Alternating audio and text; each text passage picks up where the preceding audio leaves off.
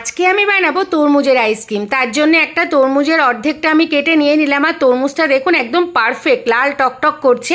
আর এটা আমি মিক্সিতে ব্লেন্ড করব না, ছোট ছোট পিস পিস করে এরকম ছাঁকনির সাহায্যে ঘষে ঘষে তরমুজের রসটা বের করে নেবো, যাতে আমার ছাঁকতেও হবে না আর একবারই রসটা বেরিয়ে যাবে। তারপরে বেশ 3-4 চামচ চিনি দিয়ে দেবো আমি। তরমুজটা এমনি মিষ্টি ছিল, আইসক্রিম একটু মিষ্টিই ভালো লাগে। তার মধ্যে একটু বিট নুনও দিয়ে দিলাম, অল্প একটু জুস আমি একটা বাটিতে তুলে 1 চামচ কর্নফ্লাওয়ার দিয়ে ভালো করে মিশিয়ে নিলাম, নিয়ে 5 মিনিট জাল করে নিলাম। 5 মিনিট পর ওটা নামিয়ে একটা পাতিলেবুর রস চেপে দিয়ে দিলাম, কিছুটা জলজিরা দিয়ে দিলাম ওর মধ্যে। 1 প্যাকেট পুরো দেবো না, অর্ধেকটার একটু বেশি দিয়ে ভালো করে মিশিয়ে আমি আইসক্রিম মোল্ডের মধ্যে দিয়ে দিলাম।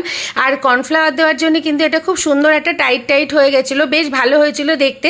তারপরে আমি একটা আইসক্রিম মোল্ডের মধ্যে দিয়ে ঢাকনা দিয়ে রেখে দিলাম 1 দিনের জন্য। পুরো 24 ঘন্টা পর আমি এটা বার করলাম আর জল দিয়ে একটু ধুয়ে নিলাম, যাতে আইসক্রিমটা খুব তাড়াতাড়ি বেরিয়ে যায়। দেখুন কত সুন্দর দেখতে হয়েছে, কালারটাও সেরকম সুন্দর, খেতে কিন্তু খুবই ভালো হয়েছিল। অবশ্যই একবার ট্রাই করবেন।